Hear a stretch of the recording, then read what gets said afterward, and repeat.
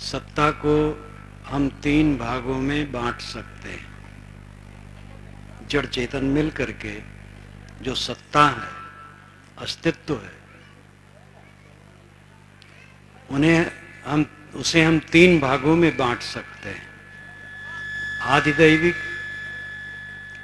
आदिभौतिक और आध्यात्मिक। आदिदैविक क्षेत्र जड़ प्रकृति का क्षेत्र है। आदिभौतिक क्षेत्र प्राणियों का क्षेत्र है और आध्यात्मिक क्षेत्र अपना व्यक्तिगत क्षेत्र है। आदि कहते हैं आधार को। देव जिसका आधार हो उसको आदि दैविक कहते हैं। देव का अर्थ होता है प्रकृति शक्ति। चांद, सितारे, सूरज, मिट्टी, पानी, आग, हवा, इन सबको देव कहते हैं।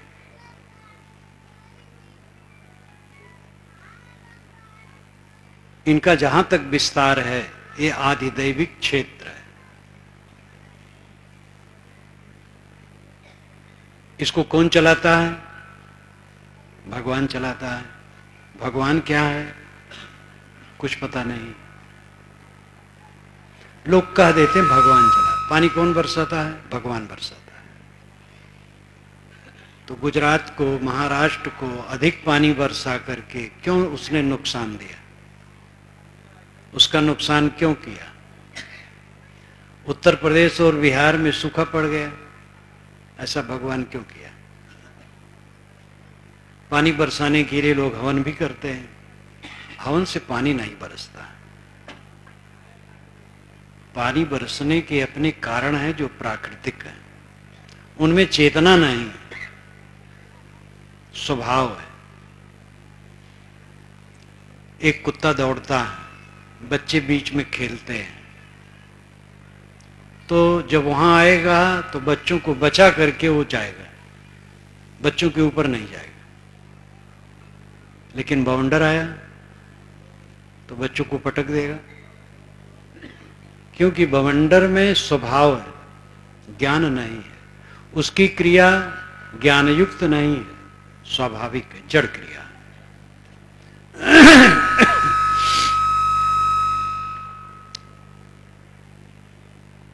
पानी बरसने का जो कारण है वो जड़ प्रकृति है। उसकी योग्यता होगी पानी बरसेगा, नहीं योग्यता होगी नहीं बरसेगा। ज्यादा बरस देगा बहुत नुकसान हो जाएगा, अवर्षण से नुकसान हो जाएगा। संतुलित बरसेगा फायदा हो जाएगा। इसका उसे कुछ पता नहीं। जोर से बाढ़ आए, वरुण देवता की आप प्रार्थना करें, कोई फायदा नहीं। वैसे वेदों में वरुण नैतिकता का देवता है। आगे चल करके पुराणों में पानी का देवता बन गया। जोर से आंधी आए, पवन की प्रार्थना करें और पवन कुमार हनुमान जी की भी प्रार्थना करें तो भी आंधी नुकसान कर जाएगी। आग लगे, अग्नि तो सबसे बड़ा देवता है। वेद का पहला मंत्र ही अग्नि से शुरू होता है। अग्नि मेले पुरोहितम यज्ञ से देवम मृतजम होतारम रत्न धातमम। अग्नि शब्द पहले है। इस पर एक बात और याद आ गई। अग्निम ईले ये पहला शब्द है। अग्निमीले, अग्निम ईले। शाणाचार्य भाष्य करते हैं अग्नि नामकम देवम ईले अस्तौमि। अग्नि तो अग्नि नाम का देवता है और ईले कहते हैं अस्तुत योग्य को। फिर आगे कहते हैं ईड़ अस्तुताविद धातु। ईड़ धातु अस्तुति परक है। आप संस्कृत कोश में देखें, ईड़ शब्द जहां होगा उसके आगे अर्थ लिखा होगा अस्तुति योग्य। अल्लाह अरबी भाषा का शब्द है जो अल और इलाह दो पदों को मिला के बनता है। अल आदरणीय, जैसे इंग्लिश में दी आदर सूचक शब्द है, ऐसे अरबी में अल आदर सूचक शब्द है, और इलाह पूज्य। अल्लाह अलिलाह आदरणीय पूज्य, ईड़ ईल इलाह एक बात है। इसकी निकटता को आप देखिए।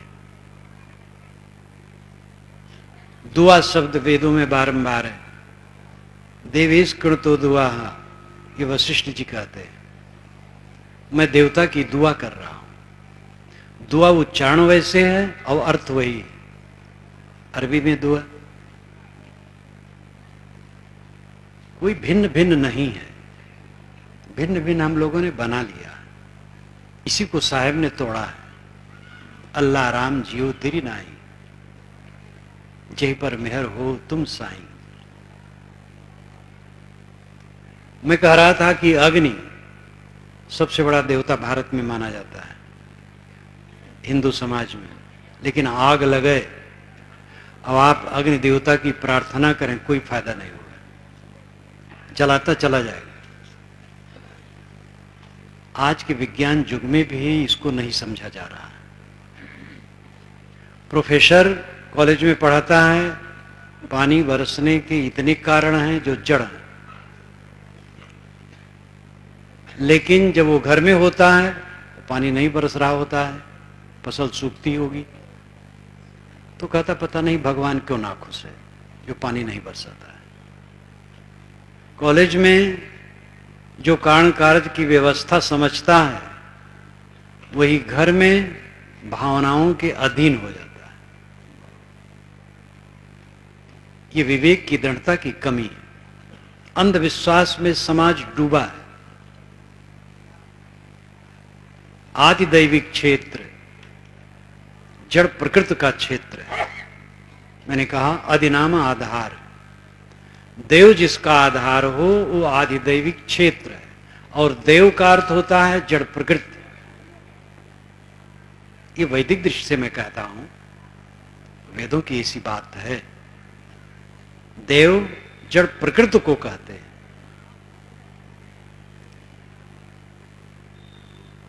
जड़ प्रकृति का जहां तक विस्तार है वो अपने स्वभाव से चलता है। भूचाल कोई भगवान नहीं लाता है। पानी कम बरसना ज्यादा बरसना इसमें भगवान कोई हेतु नहीं है। नदी का बहना,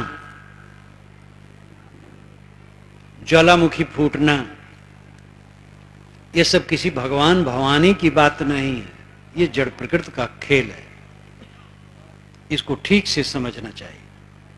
पारक सिद्धांत इसको अच्छी तरह से समझाता है। जड़ चेतन निर्णय में सारे अंधविश्वास इससे उड़ जाए। भूत प्रेत झूठे। भूत कहते हैं बीते हुए समय को, भूत कहते हैं मिट्टी पानी आग हवा इत्यादि को, भूत कहते हैं प्राणियों को जो देहधारी प्राणी है। दया भूतेश गीता में आता है, यानी प्राणियों पर दया करो। भूत कहते हैं सत्य को, भूत कहते हैं तादात्म्य होने को। ब्रह्म भूत हो गए, ब्रह्मलीन हो गए, सत्य भूत हो गए। तथागत बुद्ध ने कहा शीत भूतम, अत्यंत शीतल हो गया, शांत। भूत के अनेक अर्थ होते हैं।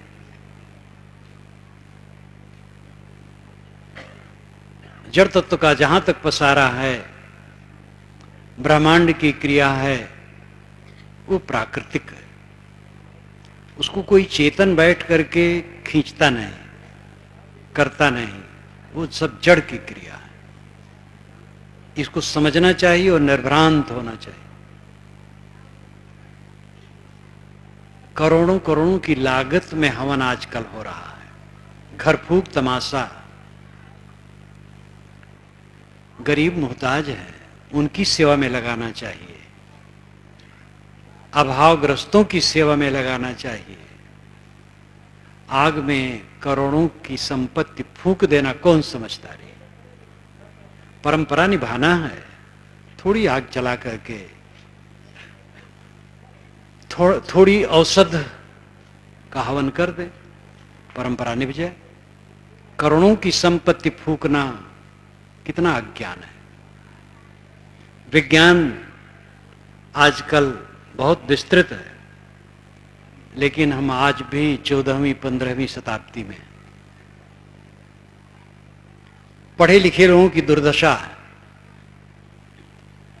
अंगूठियां जितनी दुनिया में पहनी जाती हैं 95% पढ़े लिखे लोगों में पहनी जाती है। धनी और पढ़े लिखे लोगों में अंगूठियां पहनी जाती हैं, और ग्रह शांति के लिए पहनी जाती हैं, शुभ के लिए पहनी जाती हैं। ग्रह शांति तो कुछ नहीं, गंदा भोजन, गंदे हाथ से लोग भोजन करते हैं, अंगूठियों में गंदगी जमती है और उसी हाथ से भोजन करना। पढ़े लिखे लोगों की दुर्दशा है। बड़े बड़े धार्मिक पाखंडी ये धनवानों, शिक्षितों और नेताओं को फंसाते हैं। सब नेता नहीं, सब धनवान नहीं, सब विद्वान नहीं, लेकिन अधिकतम इन्हीं लोगों को फंसाते हैं। पढ़ लिख करके भी आज तक कितना विकास हुआ है। क्लर्क लोग हो गए हैं, तेज तर्रार थोड़ा हो गए हैं, दूसरे को धोखा देने के लिए आगे हो गए हैं। सब तो धोखा नहीं देते, लेकिन विद्या का दुरुपयोग खूब हो रहा है। हर चीज का दुरुपयोग होता है आदमी जब गलत होता है।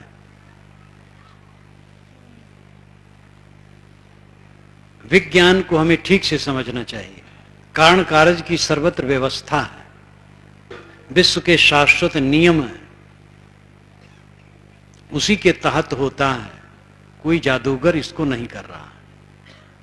जड़ चेतन के भेद को समझने की जरूरत है। तो आदिदैविक क्षेत्र प्राकृतिक क्षेत्र है, जड़ का क्षेत्र है। उसमें किसी देवता, ईश्वर, भगवान को प्रेरक बताना, भ्रांति पैदा करना। पानी भगवान बरसाता है, अधिक क्यों बरसाता है? कोई सचैतन्य दयालु पानी बरसाएगा तो खेत में बरसाएगा, सड़क पर नहीं बरसाएगा, क्योंकि सड़क पर लोग चलते हैं, कीचड़ हो जाता है। धान के खेत में ज्यादा बरसाएगा, गेहूं के खेत में कम बरसाएगा।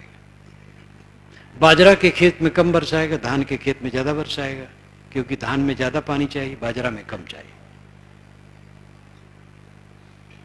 इन सब बातों से भी आपको परीक्षा करने की जरूरत है।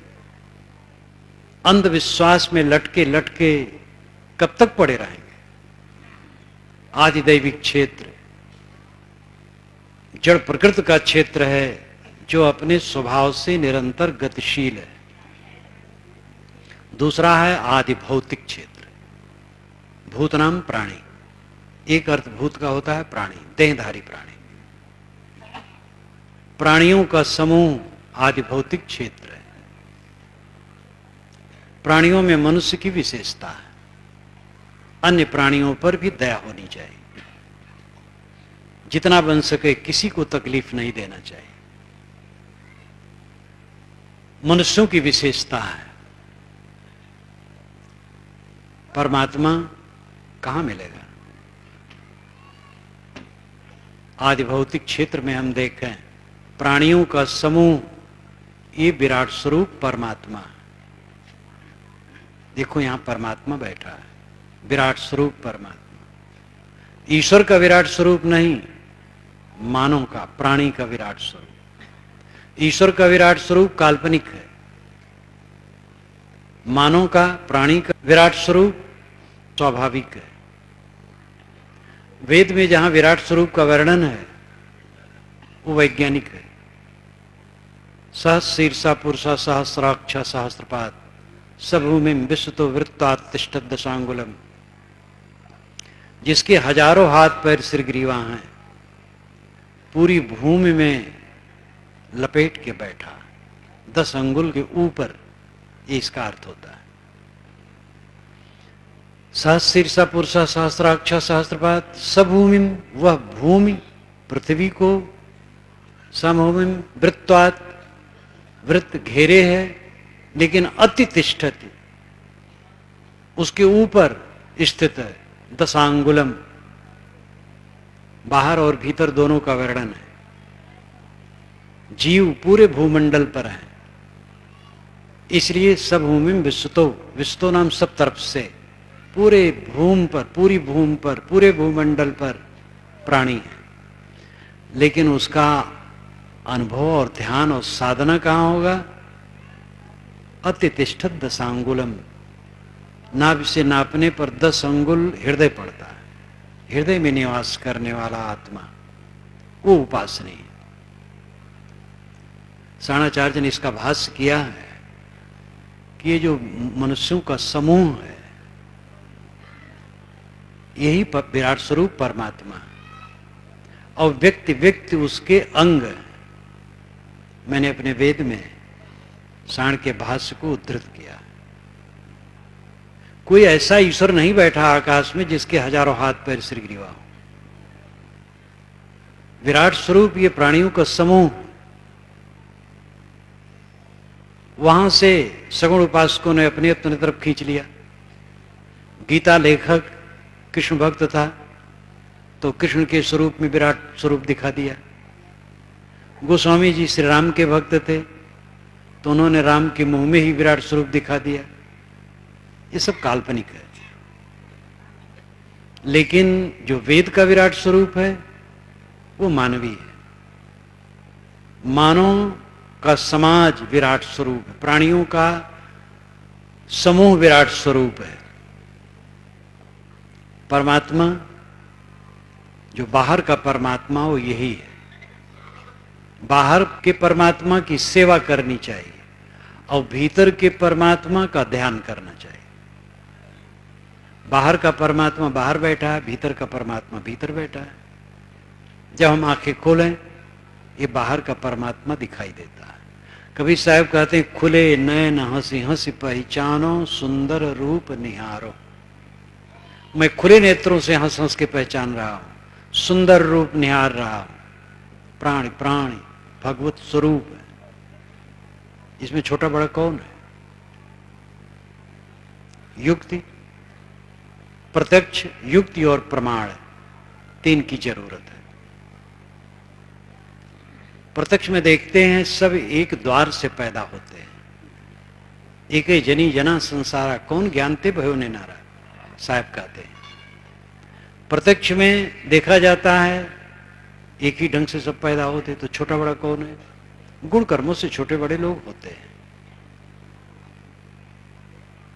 युक्ति प्रमाण है कि हर आदमी को पाप पुण्य लगते हैं, चाहे उसका नाम ब्राह्मण हो, चाहे क्षत्रिय, चाहे वैश्य, चाहे शूद्र, चाहे हिंदू, चाहे मुसलमान, चाहे ईसाई, चाहे यहूदी, चाहे स्त्री, चाहे पुरुष, सबको पाप पुण्य लगते हैं। राग, द्वेष, ईर्ष्या इत्यादि के कर्म करेंगे उनका मन खराब होगा। दया, क्षमा, शील, सदाचार से चलेंगे उनका मन पवित्र होगा।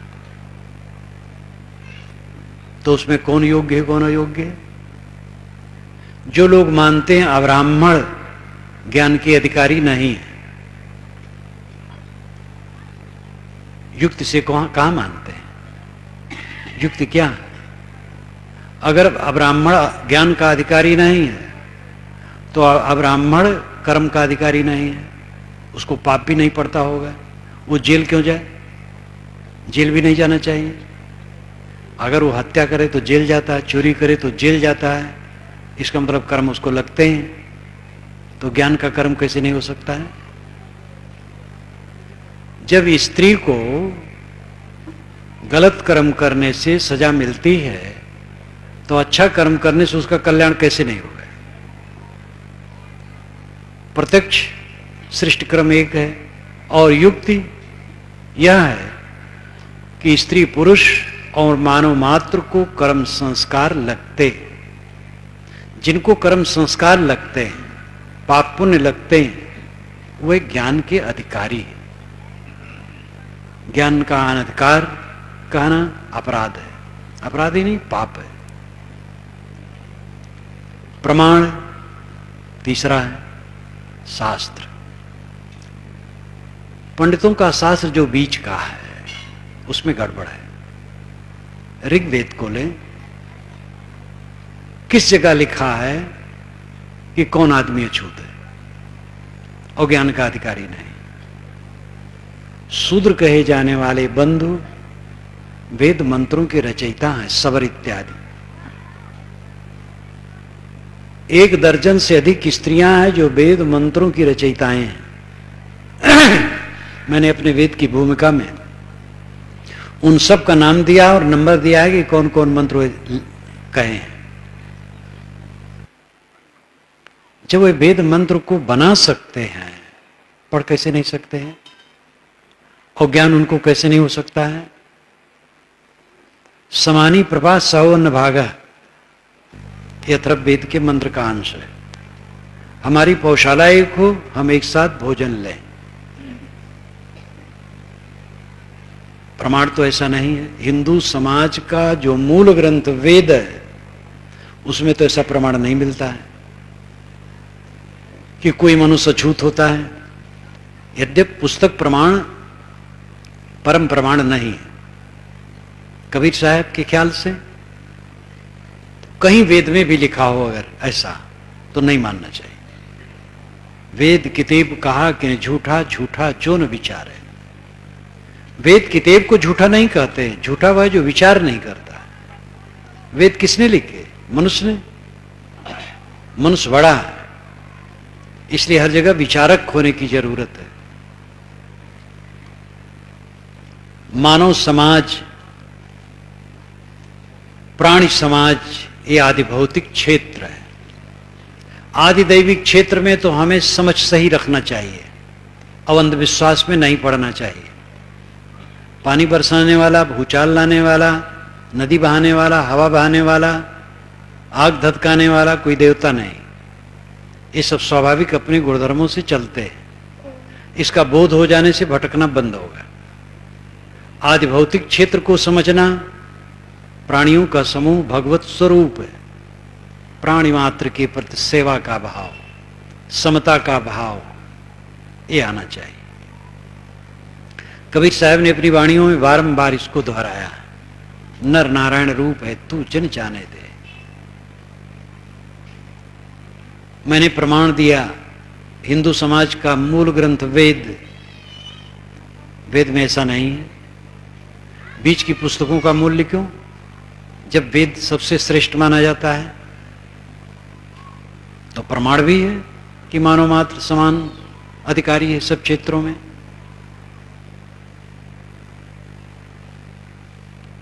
पंच एमिरे जनः, ये ऋग्वेद में आता है। पंच एमिरे जनः, पंच जनः एमिरे। एमिरे नाम हवन करना। पंच जन हवन करते हैं। पंच जन कौन है? साण बताते हैं अपने भाष्य में, ब्राह्मण, क्षत्रिय, वैश्य, शूद्र, निषाद। मैं अपने वेद में लिखा हूं ज्ञानी, शासक, व्यवसायी, शिल्पी और श्रमिक। ये 5 श्रेणियां हैं मनुष्यों की। पूरी दुनिया में सदा रही हैं, सदा रहेंगे। और ये 5 हवन करते हैं। ये वेद का मंत्र कहता है। पंच जनाः दर्जनों दर्जनों बार आया है। जब सभी हवन करते हैं तो उसमें दूसरा विभाग कैसे किया जा सकता है? प्रमाण तो बताता है कि भेदभाव नहीं है। तो प्रत्यक्ष, युक्ति और प्रमाण, इन तीनों से मनुष्यता में भेद नहीं। कबीर साहब की बात प्रत्यक्ष और युक्त पर निर्भर है। वे प्रमाण की परवाह नहीं करते। अगर किसी शास्त्र में लिखा है कि मनुष्य छूत है तो कहते हम उसको मानते। वेद किताब 2 फंद पसारा, ते फंदे पर आप विचारा। ये फंदा है, चाल है, वो तो एकदम निर्भीक है। कबीर साहब ने जो सोचा था एक दिन कि मानव मात्र का समान अधिकार हो, वह 20वीं सदी में संविधान के रूप में आपके सामने आ गया। ये कबीर विचारों की सच्ची विजय है। और उसका बहुत लाभ हो रहा है, आगे और होगा। पुराने संस्कार क्षीण हो रहे हैं, नए जग रहे हैं। हाँ, राजनेता लोग इसको धधकाते हैं, जाति में बांटते हैं मनुष्यों को, वर्ण में बांटते हैं, संप्रदाय में बांटते हैं, राम को लेते हैं। नेता लोग राम को, बुद्ध को, कबीर को अगर लेंगे तो इनके चेहरे खराब करेंगे, अपने फायदा के लिए इनको लेंगे तो इनके चेहरे खराब करेंगे। जय श्री राम अगर आज से 30 वर्ष पूर्व कहीं आवाज आती तो भक्ति भावना की गंध आती। आज कहीं जय श्री राम हो तो बलबा तो नहीं हो जाएगा, ये हो जाता है। श्री राम को राजनीति में घसीटा गया, उनका चेहरा खराब किया गया। अगर बुद्ध को उसमें घसीटा जाता तो उनका चेहरा भी खराब होकर रहेगा। कबीर को अभी नहीं घसीटा गया, अगर घसीटा गया तो उनका भी खराब होगा। कोई नेता कबीर को माने, राम को माने, बुद्ध को माने, अपनी श्रद्धा से माने, ठीक है, राजनीतिक उपयोग उनका न करें, नहीं तो उनका चेहरा खराब होगा। आजकल जातियों में राजनेता लोग बांटते हैं, जाति न उठते हैं, वर्ण भावना उठाते हैं, संप्रदाय भावना उठाते हैं। धर्म से तो इन्हें कोई मतलब नहीं है। जो सांप्रदायिक भावना लेकर के राजनीति करने वाले हैं, धर्म से उनसे मतलब नहीं है, राजनीतिक हथकंडा उनका है, और इसमें धर्म का नुकसान होता है। मानव मात्र समान है, ये समझ करके सेवा करके वोट मांगना चाहिए, जात पूछ करके नहीं, चालबाजी करके नहीं। तो जातिवाद, संप्रदायवाद, ये दोनों बात कुछ वर्ग के नेता उठाते हैं और देश के लिए बहुत अहितकर है। कबीर साहब ये सब पसंद नहीं करते हैं। मानव मात्र समान है, मानव में कोई भेद नहीं। वो तो प्राणी मात्र के प्रति हमदर्दी की बात करते हैं। बाहर नेत्र खुले, विराट स्वरूप भगवान के दर्शन होते। देखो यहां विराट स्वरूप भगवान बैठा है, किसको तकलीफ दी जाए? सबके प्रति सद्भावना, सबकी सेवा तो कोई नहीं कर सकता है, लेकिन किसी का नुकसान न किया जाए तो सबका फायदा हो जाएगा। बड़ी मछलियां छोटी मछलियों को खाती, जबरदस्त लोग बलवानों को पीसते, कानून जितने बनते हैं उनमें अधिकतम कानून गरीबों का शोषण करते, उनका दुरुपयोग होता, कानून का क्या दोष है? मानव समानता का भाव अगर नहीं है, हम कहां परमात्मा समझते हैं? विराट स्वरूप कहां है? भारत माता की सेवा करना चाहिए। 30 वर्ष की युवती का आकार बना दिया जाता है चित्र में, उसके हाथ में तिरंगा झंडा दे दिया जाता है, वंदे मातरम लिख दिया जाता है, उसकी आरती उतारा जाए, पूजा की जाए और माना जाए कि भारत माता की हम पूजा कर रहे हैं, तो दुर्भाग्य। भारत माता कश्मीर से कन्याकुमारी और पंजाब से बंगाल तक है, और इसमें बसने वाले जितने प्राणी हैं, इनके प्रति सेवा का भाव, हमदर्दी का भाव, ये भारत माता की पूजा है। उसमें हिंदू मुसलमान का मतलब नहीं। हिंदू मुसलमान क्या है? मानव है सब। भूल जाओ कोई हिंदू मुसलमान है। हिंदू मुसलमान राजनेता लोग उठाते हैं, ब्राह्मण उठाते हैं, बैकवर्ड फॉरवर्ड उठाते हैं। देश चाहे गड्ढे में जाए, गद्दी मिलनी चाहिए। और ये भावना रख करके जो राजनीति करेगा, देश को बर्बाद करेगा। भले राजनीतिक लाभ कुछ समय के लिए मिल जाए, लेकिन फिर उनकी राजनीति भी नष्ट होगी और देश का नुकसान होगा। पूरी मानवता को हमें लेना है। वोट मांगते समय, प्रचार करते समय राजनेताओं को यह नहीं जानना चाहिए कौन वर्ग के लोग यहां रहते हैं। मनुष्य हैं, सबसे प्रेम करो, सबकी सेवा करो। वर्ग क्या है? मानव मात्र प्यारे हैं, मानव मात्र, प्राणी मात्र परमात्मा, आदि भौतिक क्षेत्र प्राणियों का क्षेत्र है। प्राणी मात्र के प्रति हमदर्दी, दया, करुणा, प्रेम की जरूरत है। मनुष्य के लिए विशेष प्रेम की जरूरत है, क्योंकि मनुष्य विशेष समझता है।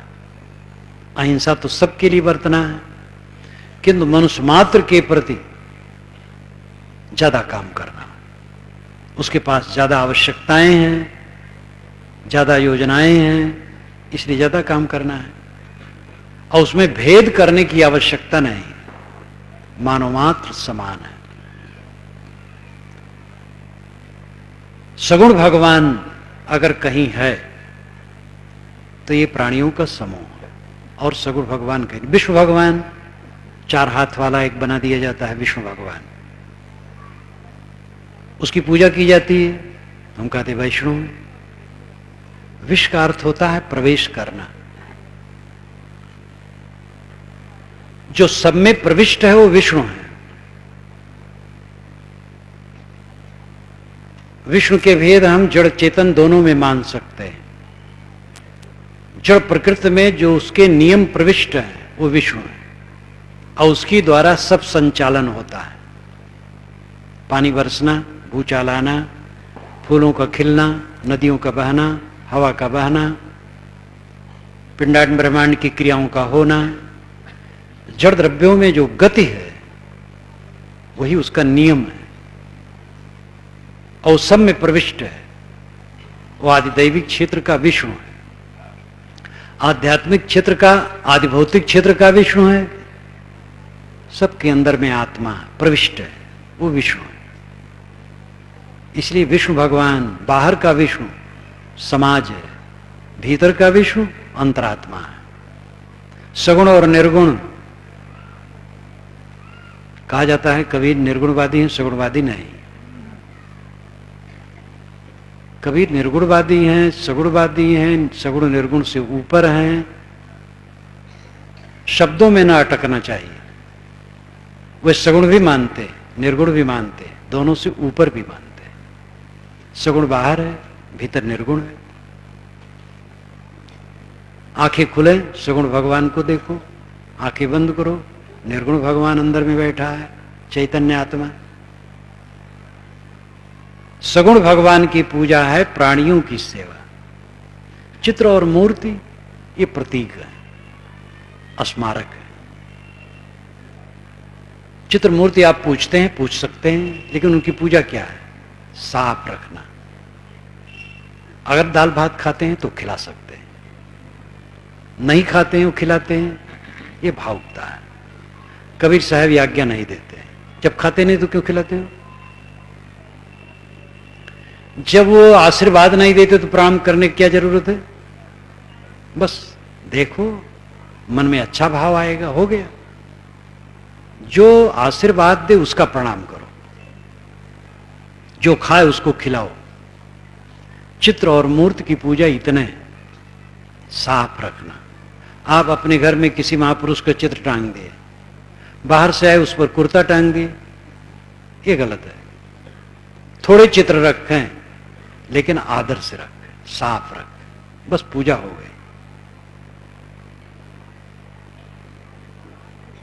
असली पूजा ये प्राणियों की है। प्राणी परमात्मा है, प्राणी विष्णु भगवान है। प्राणी मात्र के प्रति हमदर्दी, आदि भौतिक क्षेत्र है, ये सगुण भगवान है। उसके लिए करुणा, प्रेम, समता, शील, सेवा ये जरूरी है। अंतिम में है आध्यात्मिक क्षेत्र। आध्यात्मिक क्षेत्र, आत्मा जिसका आधार है वो आध्यात्मिक क्षेत्र है। शरीर, इंद्री, मन, वाणी, इन सब का आधार आत्मा है। इसलिए आपका व्यक्तित्व आध्यात्मिक क्षेत्र है। इसकी उन्नति बहुत आवश्यक है। आदिदैविक क्षेत्र की बात तो आपको केवल जान लेना है, निर्भ्रांत हो जाना है।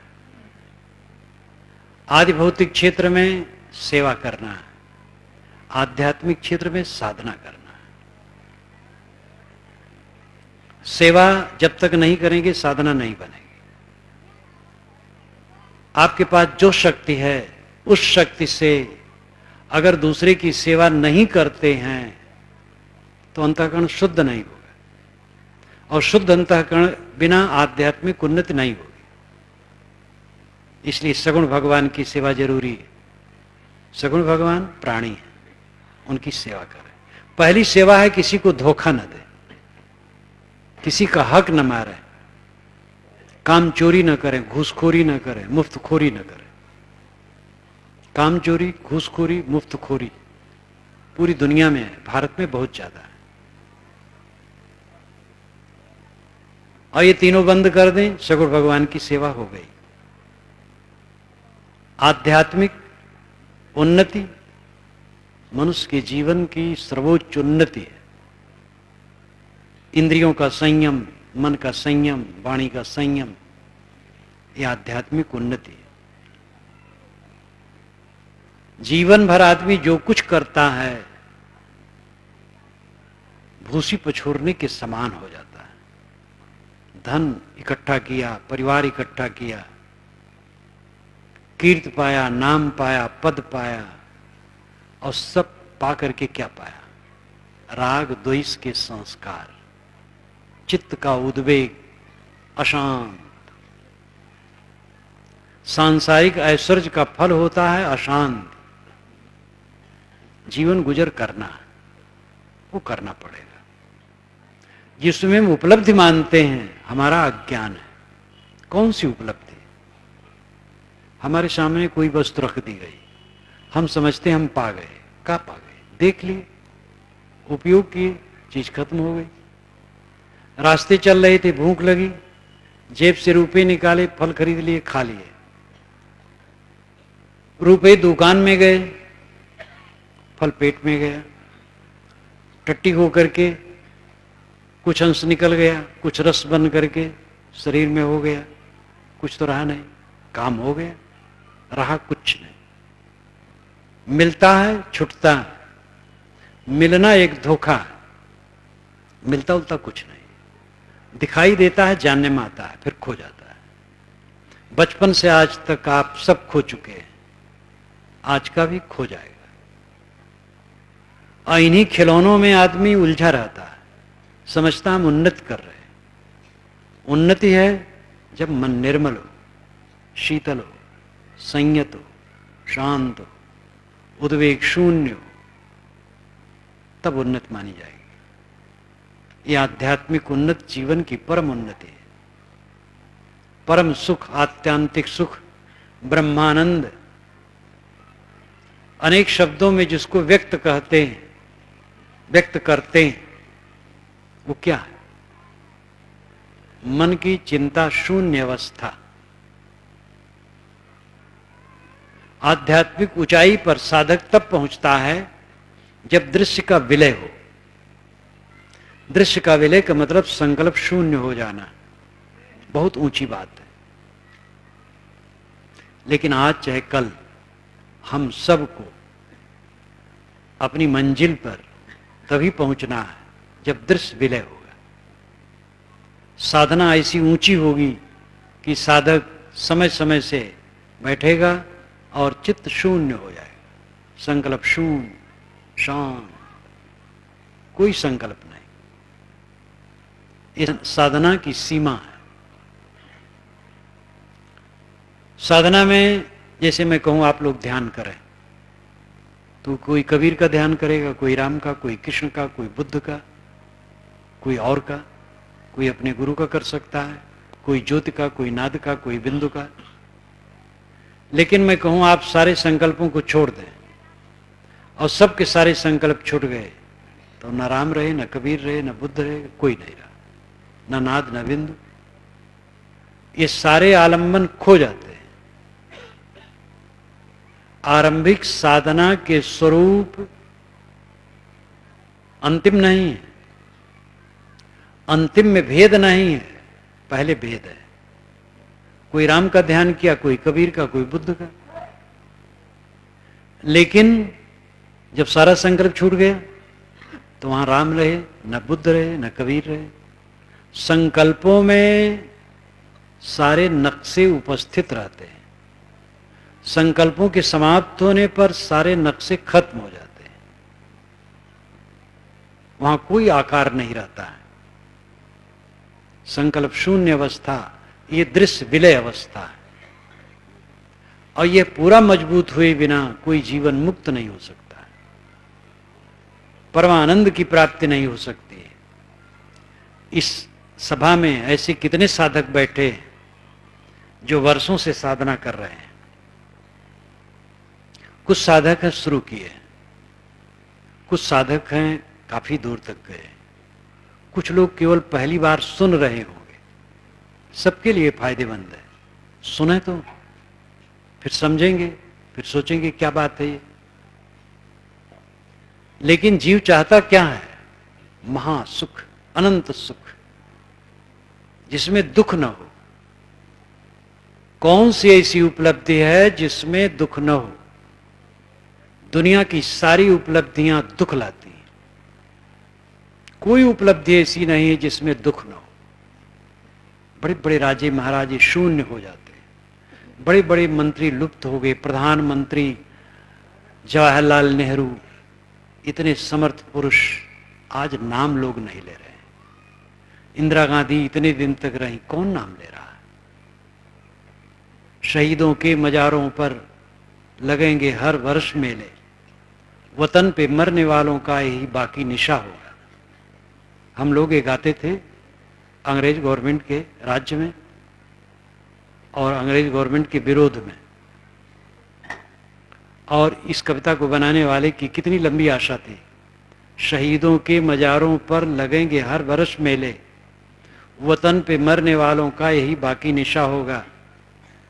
जो आत्म उत्सर्ग कर दिए, शहीद हो गए भारत को आजाद करने के लिए, भगत सिंह, चंद्रशेखर आजाद, कई, इनकी कब्रों पर मेले लगेंगे। मेला नहीं लगता। चंद्रशेखर आजाद इस इलाहाबाद के पार्क में मारे गए, वो स्वयं गोली मार लिए, तो वीर पुरुष थे। वो अपने को कभी पकड़ाए नहीं अंग्रेजों के हाथ में, गोली चलाते रहे, एक गोली बची, अपने सीने में मार लिया। बस वो मृत्यु के दिन थोड़ा सा झाड़ बुहार करके औपचारिक पूजा पाठ कर लिया जाता है और कुछ नहीं होता। कौन सी उपलब्धि है दुनिया की जो अनंत सुख दे सके? सारी उपलब्धियां पीड़ा देती हैं। परम उपलब्धि है आत्मज्ञान, आत्म परिष्कार और आत्म शांति। तथागत ने भी कहा, पटिवासे यत्तमत्तना, आत्मा द्वारा आत्मा में स्थित हो। अत्तना चोदयत्तानम पटिवासे यत्तमत्तना, सोअत्तगुत्तो सतिमा सुखम भिक्खु विहाहिस। आत्मा द्वारा आत्मा को जागृत करे, आत्मा द्वारा आत्मा में विश्राम करे। सोअत्तगुत्तो, वो अत्तगुप्त है, आत्मगुप्त है, आत्म सुरक्षित है, सतिमा अस्मृतमान है। सुखम भिक्खु विहाइस, ऐसा भिक्षु, ऐसा साधक सुखपूर्वक जीवन व्यतीत करता है। आत्मन्येव आत्मना तुष्ट, गीता में कहा गया, आत्मा द्वारा आत्मा में संतुष्ट होना। सत्य जहां कहीं गया है सब बराबर है, गड़बड़ कहा गया वही गड़बड़ है।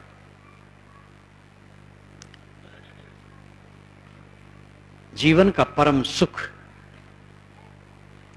आध्यात्मिक उन्नति में। हम धोखे में पूरी जिंदगी बिता देते हैं, उपलब्धियों में, बड़ी बड़ी उपलब्धियां, बड़ी बड़ी उपलब्धियां अंत में धोखा ठहरती। एक थोड़े दिन के लिए प्रधानमंत्री बने थे, नाम नहीं लूंगा, उनका सेवक मुझसे कहता था, फतेहपुर का वो था, कि महाराज मैं उनके देह में पाउडर लगाता हूं, कुछ उनको त्वचा रोग है, रो रहे हैं इस समय।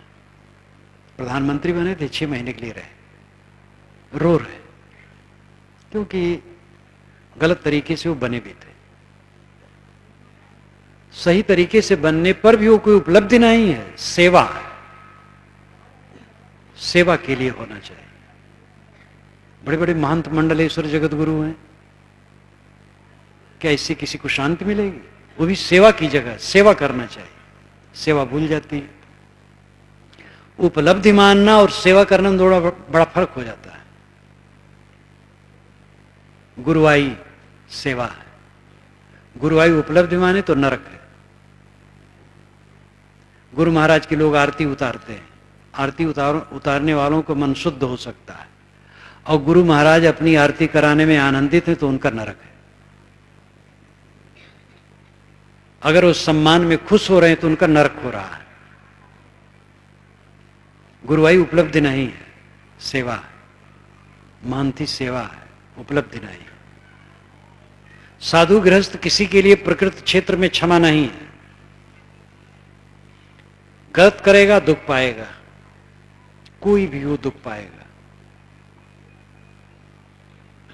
आध्यात्मिक उन्नति पर ध्यान दें, खुराफात छोड़ें, दूसरे को दुख देना छोड़ें, चोरी हत्या व्यभिचार तो दूर से ही त्याग दें, किसी का हक न मारें, किसी को धोखा ना दें, अभक्ष भोजन छोड़ें, सात्विक भोजन करें, नशा का सेवन न करें, रागत द्वेष न फैलावें, दूसरे के दोषों को उभाड़ उभाड़ करके परिवार समाज देश को बर्बाद न करें, अपने दोषों को घटावें, पवित्र रहनी में चले, खेत को गोड़ कर जोत कर खाद पानी डालकर कमाई करके जब उर्वरा शक्ति उसमें आ जाती है तब बीज डालने से फसल होती है। इसी प्रकार इंद्रिय मन के संयमन से आध्यात्मिक उन्नति होती है, मंत्र पढ़ने से नहीं।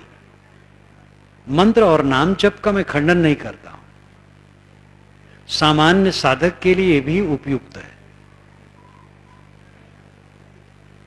कोई पवित्र नाम, पवित्र धारणा जिस नाम के पीछे है वो नाम आदमी जपेगा तो कुछ मन संतुलित होगा। कोई मंत्र जपेगा, वेद का मंत्र, कुरान का मंत्र, बाइबल का मंत्र, गुरबाणी का मंत्र, कहीं का मंत्र हो, सब मंत्र बराबर है, कोई छोटा बड़ा नहीं, और सब नाम बराबर है, चाहे राम को, चाहे अल्लाह को, चाहे कुछ को। जहां जिसकी श्रद्धा जिस नाम और मंत्र में, उसको जपेगा, कुछ लाभ होगा, बुरा नहीं है। लेकिन अंतिम साधना आत्म विवेक है, आत्मशोधन है। एक एक करके दोष हमने अपने जीवन में भरा, उसे हमें ही निकालना, दूसरा कोई निकालने वाला नहीं। भगवान का नाम ले लो, काट देगा पाप। कैसे काट देगा? जब आप पाप करने चले तो भगवान रोक नहीं पाया आपको, तो आपके पाप को काट कैसे पाएगा? आदमी चोरी करता है, लाखों का माल ले आया, 1000-2000 रुपए की सामग्री लेकर के भगवान के मंदिर में पूजा करने गया और रोने लगा, भगवान माफी कर दो। जो भगवान आपको चोरी करने से नहीं रोक पाया, वह भगवान आपके चौरत कर्म के फल को कैसे काट पाएगा? इतनी अक्ल नहीं आती है। माफी मंगाने के लिए चक्कर में पड़े हैं लोग। धर्म वालों ने खूब प्रपंच फैलाया है, माफी के बड़े बड़े नुस्खे बनाए हैं, बड़े बड़े नुस्खे, लेकिन माफी उपी होती नहीं। इंसान के घर में चोरी करना, भगवान के घर में क्षमा मांगना। निरहू का खेत जोतते हैं, वो गुरु को लगान देते हैं। जिनके घर में चोरी करो उनसे क्षमा मांगो, माल लौटा दो, खुश हो जाएगा। लेकिन माल तो लौटाना नहीं चाहते हैं, भगवान को घूस दे करके माफ करवाना चाहते हैं। घूस लेने देने की आदत है, भगवान को भी घूसखोर बना देते हैं। सब अपने अपने मन के भगवान बनाए हैं, असली भगवान अंतरात्मा है, और वहां पर कोई धोखा नहीं चल सकता है। जो कुछ हम करते हैं अंतर्दृष्टा देख रहा है और उसका फल मिलना है, इसलिए अंतर को शुद्ध करने की जरूरत है। पूजा पाठ, नमाज, मंत्र जप, नाम जप, कोई कुछ करता हो, कोई बुरा नहीं। लेकिन ये सब चटुआ हैं। बच्चे रोते हैं तो मां चटुआ दे देती उनके हाथ में, तो चूसने लगता है, चुप हो जाता है। लेकिन जब भूख नहीं मिटती है तो जान जाता है इसमें दूध नहीं आया, तो उसको फेंक करके रोने लगता है। तो असली दूध पिलाना पड़ता है माता को। ये चटुआ चाटने से पूरा काम नहीं होगा, अंतर शोधन करना होगा, जीवन को निर्दोष करना होगा। एक एक दोष हमने अपने जीवन में कायम किया है और हमें ही उन्हें उखाड़ करके फेंकना है। किसी भगवान ने हमें पाप में नहीं डाला है, ये तो आदत है लोगों को। भगवान और गुरु टेक, भगवान चाहेगा हो जाएगा, गुरु चाहेंगे हो जाएगा। अभी एक भक्त आए, कहे साहब आ रहा था गाड़ी का पहिया आपकी कृपा से पटरी से उतर गया। मैंने कहा तो बहुत गलत हो, मेरी कृपा से उतर गया। वो आपकी कृपा से कहने की आदत और गलत जगह आपकी कृपा का प्रयोग कर दी। तो आपकी कृपा भगवान की कृपा। यही इलाहाबाद के एक वैष्णव संत मुझसे मिलने आए कि महाराज राम जी की इच्छा से, आप तो जानते हैं हमारे मंदिर में 3 कमरे खाली थे, तो राम जी की इच्छा से उसको किराए पर उठा दिया।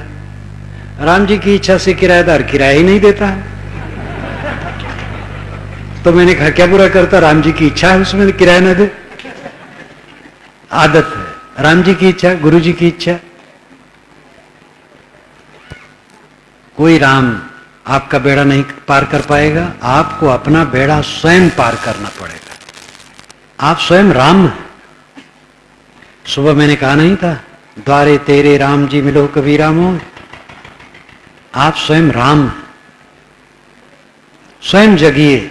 उत्तिष्ठत जागृत प्राप्त निबोधत, ये उपनिषद का मंत्र भी कहता है, उठो जागो, विवेकवान पुरुषों के पास जाकर के बोध प्राप्त करो। साहब ने कहा कर बहिया बलापनी, छाड़ वीरानी आस, जाके आंगन नदिया बहे सो कस मरे पियास। तो अंतर शोधन की जरूरत है, आध्यात्मिक उन्नति, इंद्रियों का संयम, वाणी का संयम, मन का संयम, ये तीनों का संयम जब होगा तो धीरे धीरे चित्त एकाग्र होगा। चित्त की पहले एकाग्रता की जरूरत है, एकाग्रता के बाद तब संकल्प शून्यता होती है।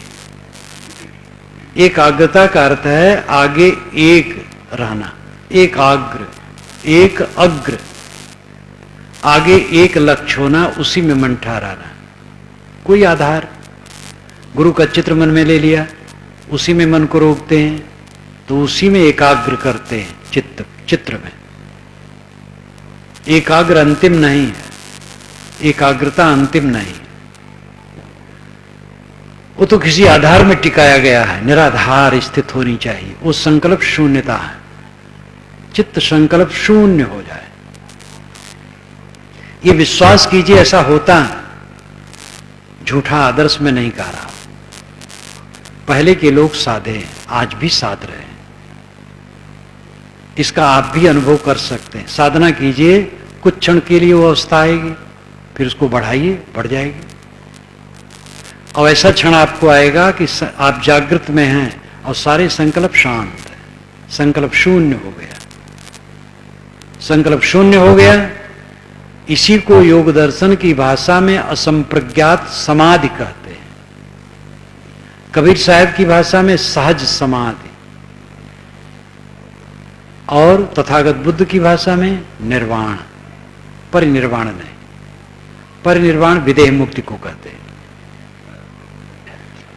निर्वाण संकल्प शून्य हो जाना, इसमें मतभेद नहीं है। तदा दृष्टु स्वरूपे अवस्थानम योग दर्शन में कहा गया, और उसके पहले कहा गया योगस् चित्त वृत्ति निरोध। योग है चित्त वृत्ति का निरोध, चित्त की सारी वृत्तियों का शांत हो जाना। जब चित्त की वृत्तियां शांत हो गई तब क्या हुआ? तदा, तब द्रष्टु दृष्टा की स्वरूपे अपने रूप में अवस्थानम स्थित हो गई। चित्तवृत्ति शांत हुई तो दृष्टा अपने आप में स्थित हो गया। चित्त संसार में हमें जोड़ता है। चित्त शांत हो गया, संसार से अलग हो गया। संसार से अलग होने को रोज अभ्यास करो। एक दिन अलग होना है, पहले अभ्यास करो। अभ्यास करोगे तो भय नहीं होगा, मरते समय भय नहीं होगा, जीवन में जीते समय भय नहीं होगा, छूटने का भय नहीं होगा। जो छूटने के पहले छूट जाता है उसको भय नहीं होता है। अहंकार और ममकार को मार लेने वाला भयभीत नहीं होता है। आध्यात्मिक उन्नति निर्भय पद है। सारे दुखों का अंत आध्यात्मिक उन्नति में है। आध्यात्मिक उन्नति मन और इंद्रियों का संयमन। इंद्रियां संयत, वाणी संयत, मन संयत, तीनों जिसके संयत हैं वो आध्यात्मिक उन्नति में आगे बढ़ता है। तीनों संयत हो गए तो आत्मस्थ हो गया, आत्मस्थित हो गया, अपने आप में स्थित हो गया। ये आत्मस्थिति परमात्मा स्थिति है।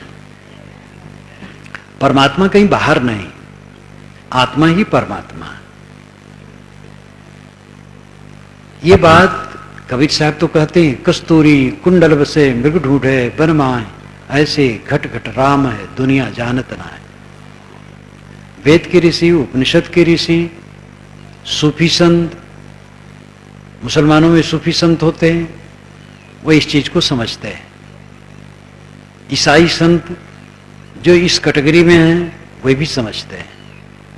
निर्गुणी धारा के संत जो इस चीज को समझते हैं, वैसे निर्गुणी धारा कहा करके भी बड़ा बड़ा प्रपंच है। सारा अंधविश्वास लाद लिया जाता है। कबीर साहब जिसका विरोध किए, कितने कबीर अनुगामी वही कर रहे हैं। बाबा साहेब अंबेडकर व्यक्ति पूजा का घोर विरोध किया, लेकिन अब उनकी मूर्ति पूजा के पीछे लोग पागल हैं। एक जगह तो मैंने देखा, बाबा साहेब की मूर्ति थी और जो आसन था लोगों के सिर से घिस घिस करके काला हो गया था। अंबेडकर साहब अभी आवे तो क्या कहेंगे? क्या मैंने कहा था? यही कहा था। कबीर साहब आवे तो क्या कहेंगे? क्या यही कहा था? सबके अनुगामियों की दुर्दशा है। सत्यनारायण व्रत कथा की जगह पर बाबा साहेब के नाम पर कथा बनाई गई। ये सब क्या किया जा रहा है? सबको दफना दिया जा रहा है। कबीर को दफनाया गया, अंबेडकर को दफनाया गया, कृष्ण को दफनाया गया। बहुत पहले कृष्ण महाक्रांतिकारी थे, इंद्र के विरोधी थे, यज्ञ याग के विरोधी थे, हिंसा के विरोधी थे। 10,000 वन्य जातियों के नायक थे। ये ऋग्वेद में चर्चा आती है। अपने वेद में मैंने ठीक से इसको लिखा है। कृष्ण महाराज सर्वहारा के पक्षधर थे, लेकिन उनको उनका रूप बना करके कैसा कर दिया गया। सभी महापुरुषों को ऐसे किया जाता है। अनुगामी कुछ होते हैं जो विचारक और चिंतक होते हैं, बाकी पूज पूजा करके उनको दफना देते हैं। बुद्ध ने जो कुछ कहा, कितना गड़बड़ किया गया। मंत्र तंत्र जंत्र बुद्ध के पीछे सब कर दिया गया। ये भी लिखा गया कि बुद्ध के द्वारा सृष्टि होती है। ये भी लिखा गया कि बुद्ध दुनिया में कभी नहीं है, वे तुष्ट लोक में सदैव रहे, उनकी छाया यहां आई है। बुद्ध यहां जमीन पर घूमे, पात्र लेकर के भिक्षा मांगे, भक्तों को अच्छा नहीं लगा। तुष्ट लोक में वो रहते हैं। पंडितों का सारा पाखंड बौद्धों में, कबीरपंथियों में, निर्गुणी धारा में, सब में फैल गया, क्योंकि लोभ खास बात है। लोभ पाप का बाप है। 2 नंबर का धंधा चमत्कार है। धर्म वाले चमत्कार को छोड़ते नहीं। राजनेता, वकील और व्यापारी अपनी झूठाई के लिए बदनाम है और धार्मिक अपनी झूठाई के लिए प्रशंसित है। हमारे गुरु जी आकाशगामी हैं, 500 वर्ष के हैं, जो चाहे कर सकते हैं। बहुत सारे चमत्कार हैं, सब झूठ है। चाहे जिस महापुरुष के लिए चमत्कार लिखा गया हो, कहा गया हो, सबका सब पूरा झूठ है। सब महापुरुष केवल मनुष्य थे और कार्य व्यवस्था के विरुद्ध कोई कुछ नहीं कर सकता है। 1000 महात्मा नहीं, 1000 ईश्वर मिल करके एक मरी हुई मक्खी नहीं जिला सकते। जो नियम है प्रकृति का, वो नियम है। लेकिन महात्मा और पंडित और ज्ञानी जी और पादरी जी और मुल्ला जी ये नहीं कहना चाहते, क्योंकि ये कहेंगे पूजाई बंद हो जाएगी। एक महात्मा ने मेरी पुस्तकें जब पढ़ी तो उन्होंने कहा है महात्मा को पैसा नहीं मिलेगा। लाक्षणिक में कहा अधिक पैसा नहीं मिलेगा। पैसा के लिए 2 नंबर का धंधा दुनिया में है, ये धर्म में भी है। ये मनौती करो हो जाएगा, हमारे गुरु जी सब कुछ कर देंगे, हमारे देवता सब कुछ कर देंगे, और देवता चुरा जाते हैं। जिस देवता की पूजा करके हम सब लाभ चाहते वो देवता रात में चुरा गए। इसलिए विवेकवान बनो, तर्क बुद्धि रखो। धर्म का अर्थ अंधविश्वासी होना नहीं, आध्यात्मिक उन्नति, जीवन की परम उन्नति। आपका आत्मा परमात्मा, इस दुनिया को जल्दी छोड़ देना। कुछ पता नहीं, किसी का कुछ नहीं। जीवन भर हम उन वस्तुओं के मालिक बने रहते हैं जो हमारी बिल्कुल ही नहीं। ये जीवन का कितना बड़ा धोखा है। इस हकीकत को समझें, अपनी को आसक्ति से ऊपर उठाएं, इंद्रियों मन का संयम करें और दृश्य विलय का काम करें। ये भाषा कुछ साधक समझेंगे। दृश्य विलय, संकल्पों का शांत कर देना, आध्यात्मिक पूरी ऊंचाई है। व्यवहार काल में निर्विकार रहना, अभ्यास काल में निर्विचार रहना। जब ध्यान में बैठे निर्विचार हो गए, सारे विचार शांत हो गए। काम करते हैं, हंसते बोलते हैं, खाते पीते हैं, तो विचार तो है लेकिन विकार नहीं। हल जोतते हैं, नाली साफ करते हैं, चाम साफ करते हैं, टट्टी फेंकते हैं, कोई हर्ज नहीं। मैं नहीं मानता हूं साधु को मोक्ष होगा, सबका नहीं होगा। कोई काम करता हो, हिंसा न करता हो। कोई काम करता हो, काम तो जरूरी है। तन से काम, मन से राम, कहें कबीर सरे दो काम। व्यवहार काल में निर्विकार हो, ये ध्यान दीजिएगा। अंतिम में व्यवहार काल में मन निर्विकार हो, रागत द्वेष न हो, कलह कल्पना न हो। और जब ध्यान में बैठे तो विचार शून्य हो जाए, संकल्प शून्य, दृश्य विलय। ये आध्यात्मिकता की पूरी ऊंचाई। इस ऊंचाई पर पहुंच करके आदमी सदैव आनंद कंद, वो सेवा करेगा समाज की जो अपने से बन सकेगा, दुखी नहीं होगा। हानि लाभ उसके दोनों झूठे होते हैं। वो पद नहीं चाहेगा, सेवा चाहेगा। महात्मा गांधी कितने को कहते थे तुम्हें पद देना है, कहे नहीं बापूजी मैं सेवा करूंगा, पद लायक नहीं, पद नहीं चाहिए। आज तो पद नहीं पाते हैं तो पार्टी तुरंत बदल देते हैं और कहते हैं हम गांधी जी के रास्ते पर हैं। और गांधी बेचारा कोई पद कभी नहीं चाहा, लिया ही नहीं, और कहते हैं हम गांधीवादी हैं। तो निष्काम होना, निर्माण होना आध्यात्मिक उन्नति के लिए अत्यंत आवश्यक है। मैंने सत्ता को 3 भागों में बांट करके आप लोगों के सामने थोड़ा थोड़ा विश्लेषण किया। आदि दैविक क्षेत्र प्राकृतिक क्षेत्र है, उसके अपने स्वाभाविक नियम है, स्वयंभू नियम है, उसके अनुसार वो सब चलता है। उसको कोई देवता नहीं करता है। ऐसा देवता जो छू मंत्र से कुछ दे दे। उसके विषय में ठीक से समझ करके निर्भ्रांत होना चाहिए। और आदि भौतिक क्षेत्र का जो परमात्मा है वो प्राणियों का समूह है, उसके प्रति हमदर्दी, सेवा, सद्भाव होना चाहिए। आध्यात्मिक क्षेत्र का देवता आत्मा है, अपने मन इंद्रियों के संयम से आत्मा की पूजा मानी जाएगी। जब आत्मा क्लेश से मुक्त हो जाए, इसी जीवन में रहते रहते दुख न हो, मन में पीड़ा न हो, उद्वेग न हो, संताप न हो, शीतल हो सब समय, ये जीवन की चरम और परम उन्नति है। यही आध्यात्मिक उन्नति है और इस तक सबको पहुंचना है।